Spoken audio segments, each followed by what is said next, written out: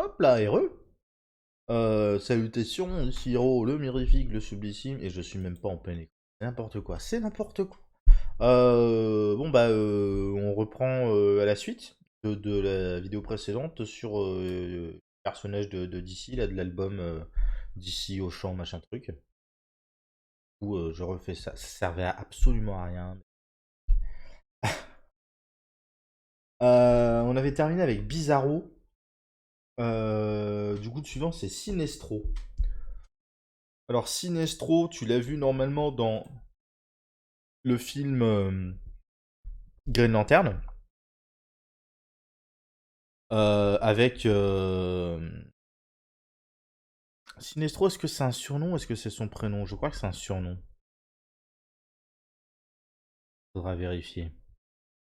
Euh, le film Green Lantern avec Ryan Reynolds, qui est très sous-coté, je trouve. Parce qu'on lui a reproché beaucoup de choses, mais qui, à mon avis, sont pas. C'est-à-dire que si tu peux pas reprocher à Green Lantern son humour, si derrière tu vas encenser le MCU, quoi. Et c'est niveau d'humour est le même. Alors effectivement, chez DC Comics on attend quelque chose d'un peu plus sombre, d'un peu plus machin, d'un peu plus bidule. Et forcément, pas de bol, le film Green Lantern est tombé aux alentours du succès des Batman par Nolan. Donc forcément, les gens attendaient autre chose.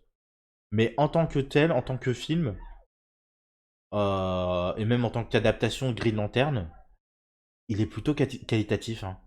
Vraiment, il n'y a pas grand chose à en dire. Et le Sinestro, faut que je retrouve le nom de cet acteur, mais le Sinestro de ce film-là est particulièrement qualitatif, quoi. Sinestro. Il s'appelle Tal Sinestro. Ok. Donc c'est pas un pseudo, c'est son nom. Sinestro.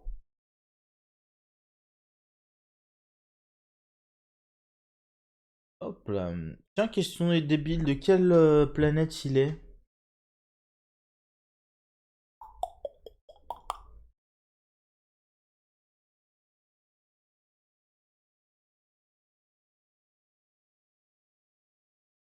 Précise pas son... Ah si, origine, il vient de Corrugar. Donc c'est un Corrugarien.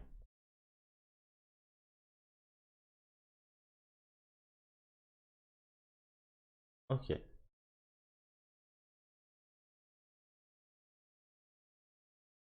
Et il est beau-frère d'Abin Sur.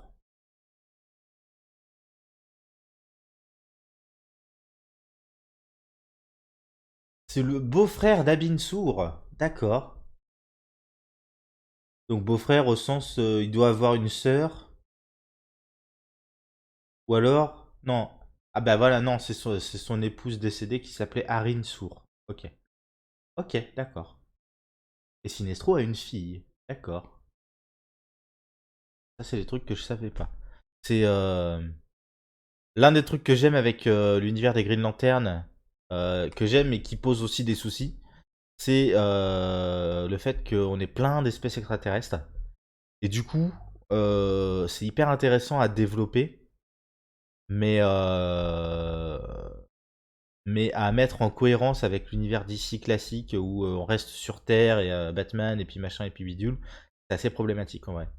Euh, Parce que qui dit différentes planètes extraterrestres, c'est-à-dire différents rythmes et niveaux de développement, différents. Et, et par exemple, le Green Lantern Corps, pour moi, il peut pas coexister, à moins d'être vraiment d'avoir des règles définies qui disent on attaque pas des planètes qui ne sont pas encore à un niveau technologique suffisant pour aller pour mener des guerres au niveau galactique, des machins, des bidules. Et là encore, la problématique, c'est que, admettons que ces règles-là existent, le Green Lantern Corps les respecte, ok, c'est une chose, mais les Yellow Lantern, les Red Lantern et ainsi de suite, ça paraît compliqué. Donc, pour moi, il y a un problème de cohérence et je vois pas. les lanternes corp euh, avoir une existence cohérente avec l'univers, à moins de les placer dans un futur lointain. C'est pour, euh, pour résumer rapidement, pour moi, il y a les différents âges technologiques avant la sortie de l'atmosphère terrestre. Il y a ensuite un âge de conquête de l'espace, de conquête progressive de l'espace, donc d'abord l'espace proche et ainsi de suite. Et là, toute introduction d'un extraterrestre, d'un machin, pose des problématiques supplémentaires. Bêtement, hein, l'arrivée de Superman sur Terre, ça a un impact sur la technologie utilisée sur Terre et ainsi de suite. Bref. Et pour moi, les niveaux de développement, ça doit être d'abord Justice League, enfin Justice League ou Society à l'échelle d'un pays, ensuite à l'échelle internationale, puis à l'échelle planétaire au sens international, mais aussi l'environnement spatial proche. Puis à l'échelle galactique, tu peux faire un truc, enfin pas galactique, mais du système planétaire, et ainsi de suite pour augmenter, jusqu'à arriver au Green Lantern en dernier échelon, qui pour moi est après la Légion des super-héros, qui est un truc local, je pense. Parce que les Green Lantern, en fait, ils sont sur des secteurs hyper vastes, et ainsi de suite, donc voilà. Mais ouais, non, non, ça pose des problèmes en termes de construction de ton univers et de cohérence dans tout ça. Bref, du coup, Pardon. Sinestro, on a dit 1m95, 93 kilos.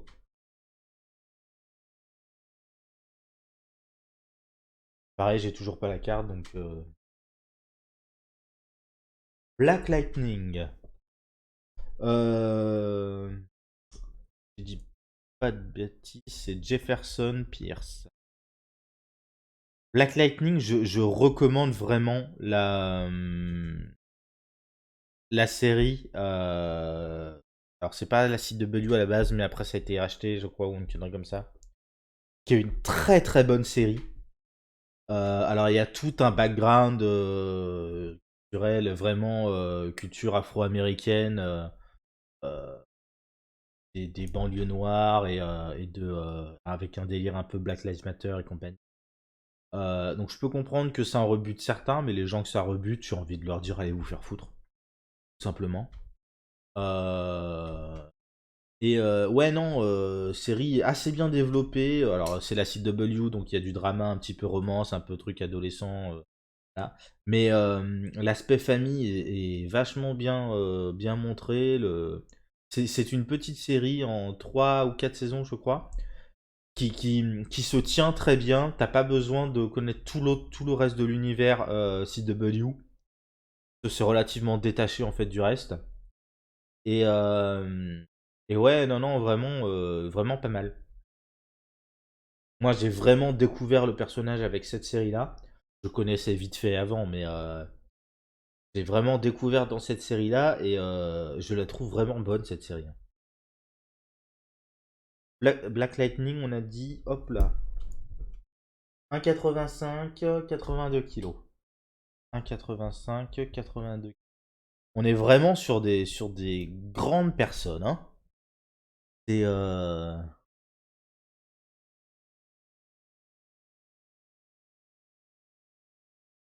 en dessous du mètre 80. Pour l'instant, il y a chez les mecs, pour l'instant, il y a que Beast Boy. Euh, je pense qu'ils ont considéré Beast Boy n'étant pas un adulte, mais il y a ça aussi. Le taille, la poids. Ok. La taille, le poids, ça évolue tout le long de l'évolution des personnages. Donc, mais bref. Zatanna. Zatanna, cette sacrée sorcière. Alors c'est avec deux N.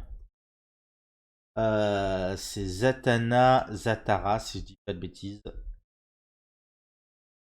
Son, Pour pas, il s'appelle Zatara. Le Zatara. Qui se fait appeler Zatanna. 1m75, 57 kg. Pareil, pas convaincu par la taille. Pour moi, Zatanna, c'est vraiment une petite meuf. Enfin, une petite meuf. Une meuf de taille moyenne ou légèrement en dessous de la moyenne, genre 1m60. Mais je sais pas. Dans Smallville, j'avais bien aimé la meuf qu'il avait joué dans Smallville. Alors, Zatanna, Smallville, hop là. Serinda Swan, une actrice canadienne. Hop là. Ah, 1m70. Ok, d'accord, my bad. Ok, un peu au-dessus de la moyenne alors en fait. Mais que j'avais beaucoup aimé dans le rôle, je trouve que ça collait très très bien.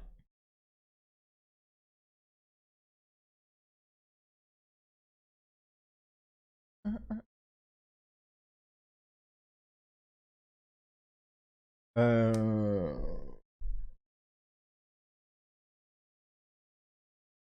Mince, j'ai pas marqué Bizarro. Bah c'est nul. Hop là, hop là, il était là Bizarro. Bizarro, on a dit 1m91, 156 kg.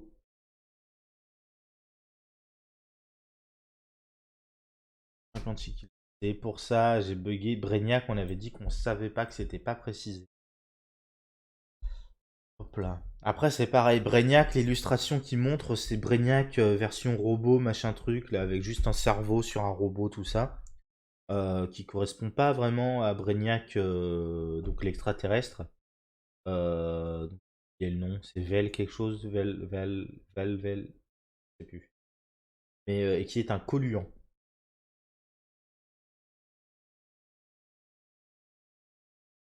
Euh, Après Zatanna, on a Shazam.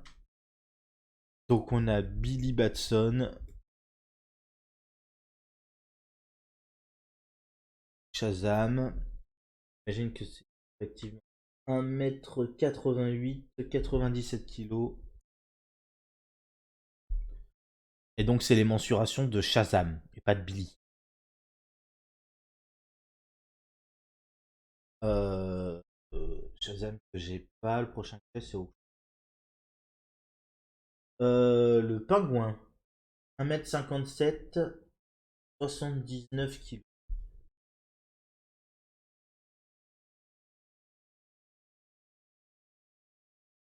79 kg. Ah, c'est un monsieur de petite taille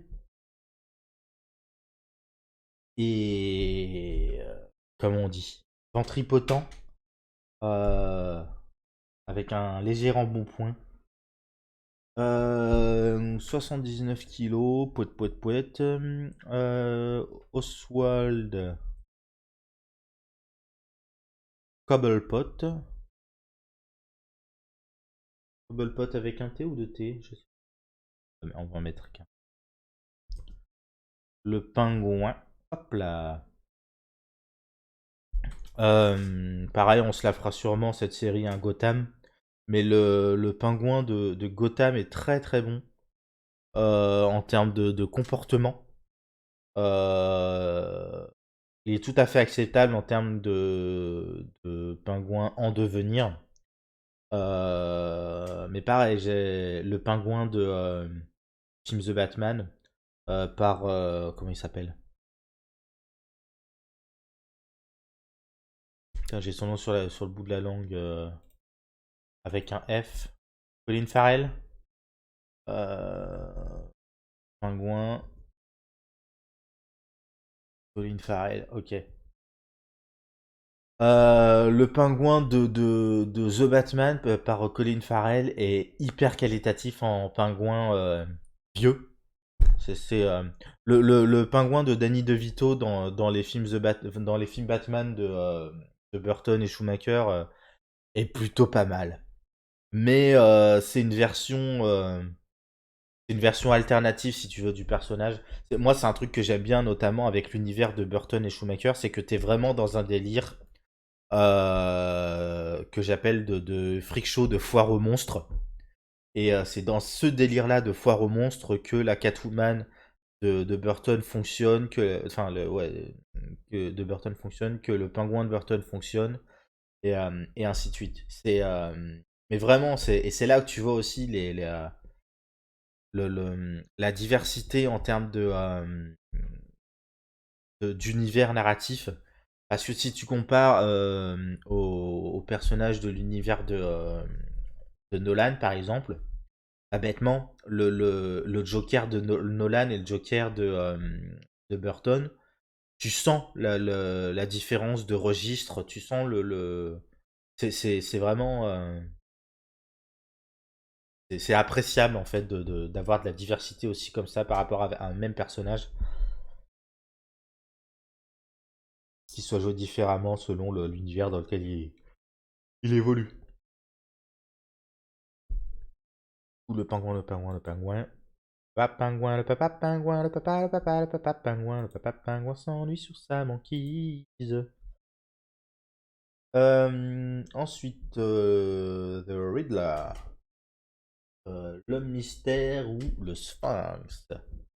Alors, Edward Nigma, euh, The Riddler,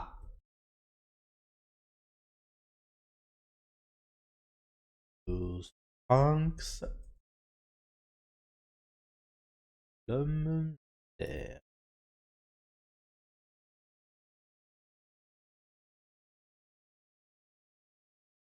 Euh, 1,85 m? Ah bah, 83 kilos. Pareil, 1,85 m pour moi ça colle pas. Et, Edouard Nigma, ça doit être un mec un peu plus petit. Il faut que le Batman le surplombe. Pour moi, il faut que le Batman le surplombe d'une bonne tête, en sachant que le Edouard Nigma sans son chapeau melon et pas à la hauteur. Il faut le chapeau melon. J'ai déjà dit hein, dans la mini review là, de The Batman. Je comprends le délire de l'homme mystère de The Batman, en mode terroriste, incel, ça, mais c'est pas l'homme mystère en fait. C'est, euh, ou alors faut le prendre comme une version alternative, inspirée d'eux. Mais c'est un personnage intéressant, hein, vraiment intéressant. Mais c'est pas l'homme mystère. De la même manière que, ça je l'ai déjà dit à plusieurs occasions, le Bane des films de Nolan, c'est pas Bane. C'est pas Bane. Euh, c'est un personnage très intéressant, mais qui n'est pas Bane. Euh, de la même manière que, et là-dessus, voilà, chez Burton et Schumacher, le pingouin de Danny DeVito, c'est pas le pingouin. Euh, c'est pas le. C'est pas c'est une version alternative. Et ainsi de suite. Bon. Ensuite, on a Captain Cold. Donc, Léonard de Snart.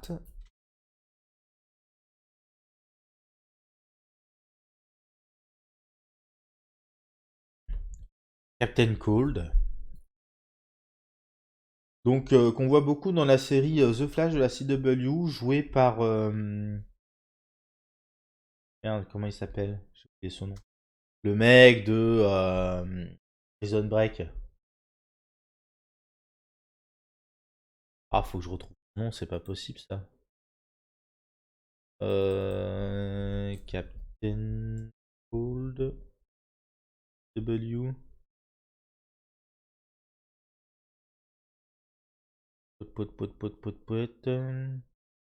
Ah, Wentworth Miller. Voilà. C'est une très bonne adaptation du personnage, je trouve. Il a incarné de manière. C'est dingue hein, à dire, mais les séries de la CW, elles sont très décriées. Mais elles sont très qualitatives, je trouve, en représentation, en adaptation des personnages.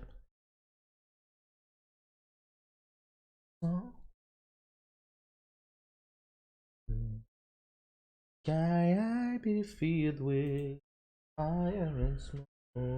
J'étais perturbé par la musique. Over the 1m88, 80, 89 kilos 1m88.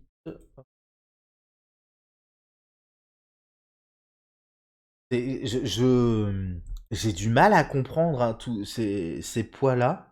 Ou alors c'est moi qui, du fait de mon vécu en termes de poids et de... Au niveau des tailles, il y a des trucs qui collent pas. Enfin, je suis désolé, hein, mais la moitié des mecs ils font plus d'1m80. Souvent plus d'1m85. Il y a un truc qui colle pas. Enfin, faut être sérieux. Mais au niveau du poids, j'arrive pas à comprendre la logique en fait. C'est-à-dire que Captain Cole, à moins que tu comptes dans le poids sa grosse doudoune et ses réservoirs de liquide cryogénique là pour son pistolet chelou, je vois pas pourquoi il ferait 89 kilos quoi. Enfin, j'ai vraiment du mal à comprendre, je sais pas.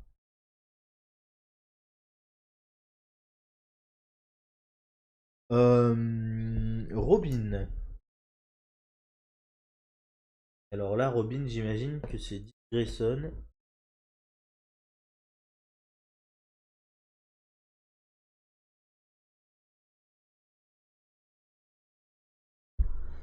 Euh... Faire ça. Parce que je sais qu'il y a Nightwing un peu plus loin. On va mettre Robin ici. On va pas préciser qui c'est.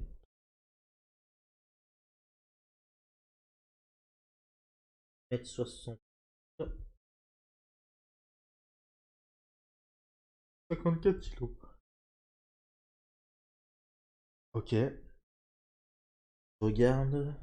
Nightwing, après ils te mettent 1m60. 79 kilos. Donc c'est peut-être un autre Robin, mais j'ai un doute.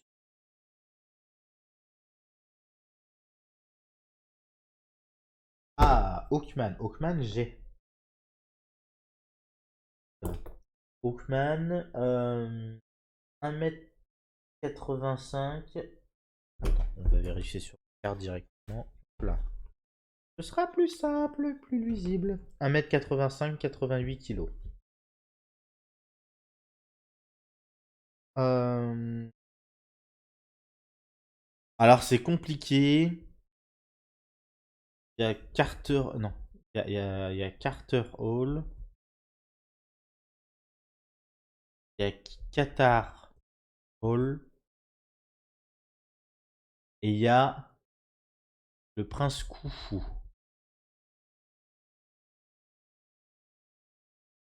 Euh, Donc c'est Hawkman. Pareil, c'est une histoire chelou, compliquée. Hawkman. Bref. On y reviendra, un de ces quatre certainement. Mais on a dit 1m85 pour 88 kilos. Je sens que la sieste va pas tarder à arriver.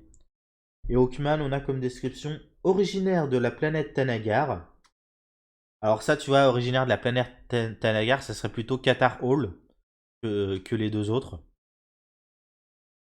Hawkman est un guerrier intergalactique qui utilise son harnais de vol en métal Nith, donc NTH, pour défier toutes les formes de mal grâce notamment à des ailes qui lui permettent de voler. Ouais. En fait, les trois versions là, de Hawkman, il y a le Prince Khufu qui est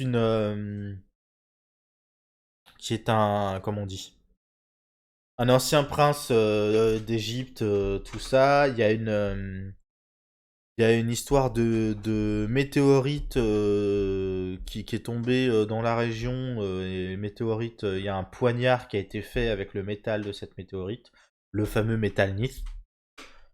Euh, le prêtre, donc il y a un triangle amoureux, si tu veux, entre Khufu, euh, Sheyara, qui est la princesse du royaume, machin truc, et un prêtre dont j'ai oublié le nom qui veut pécho la princesse, quoi.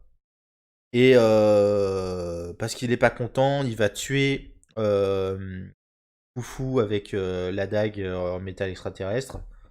Sauf que, d'une manière ou d'une autre, je sais plus exactement comment, mais il va tuer aussi la princesse. Et du coup, je crois qu'ils vont tous être tués par la même dague en fait. Et du fait de cette dague-là, ils vont avoir des cycles de réincarnation à chaque fois. Et ils sont condamnés à chaque réincarnation à se retrouver, retomber amoureux les uns des autres et se retuer, recombattre en fait les uns contre les autres pour se retuer les uns les autres et se retrouver réincarnation après réincarnation à cause d'une connerie comme ça. Carter Hall, c'est la version moderne de Khufu. C'est une Xème réincarnation et il s'appelle Carter Hall et il est archéologue, si je dis pas de bêtises, ou collectionneur d'antiquités, d'armes notamment, et il récupère le poignard, tout ça quoi. Le poignard il persiste dans le temps et bref. Et Qatar Hall par contre, lui c'est effectivement un Tanagarien de la planète Tanagar.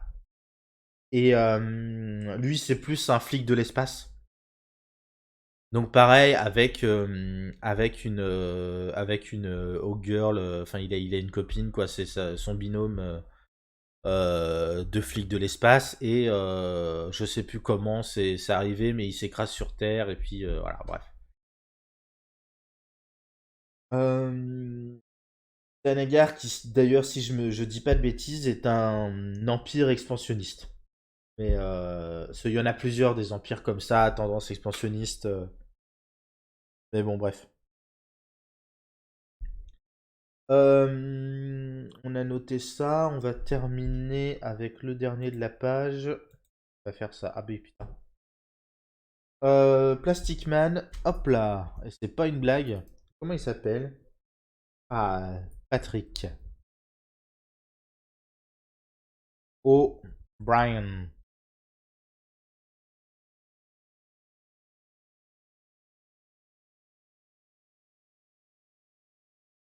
Hop là, Plastic Man.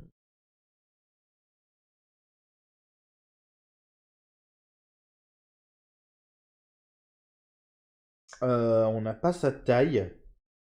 Par contre, on a son poids. 80 kilos. Après, Plastic Man, il peut ajuster sa taille comme il veut. Donc, allez hop. Faisons ça. Hop.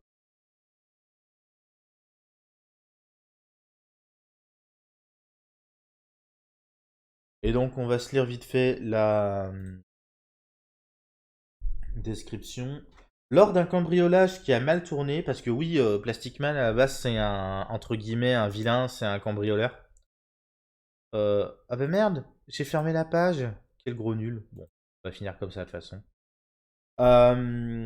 Plastic Man est un cambrioleur hein, à la base. Lors d'un cambriolage qui a mal tourné, Patrick Hill O'Brien, donc Hill Languille, O'Brien fut exposé à un produit chimique donna, qui lui donna un corps élastique. Recueilli par des moines, Patrick décida de devenir Plastic Man et de lutter contre le crime. Alors le rapport avec les moines, je sais pas trop. Il me semble qu'à l'époque actuelle, Plastic Man, il a été emprisonné plusieurs fois, notamment par Batman, et il a fini par rejoindre la Justice League. Après, je crois, de la quatrième ou cinquième, enfin, c'était une troisième, quatrième, deuxième chance, quoi. Euh, Comme quoi, on n'est pas condamné à. Enfin, ou personne n'est condamné à devenir méchant pour le reste de. Enfin bon. On va se laisser là. Putain, j'ai gratté 10 minutes. Moi, je vais faire ma sieste. Je te fais des bisous. Je te dis à plus.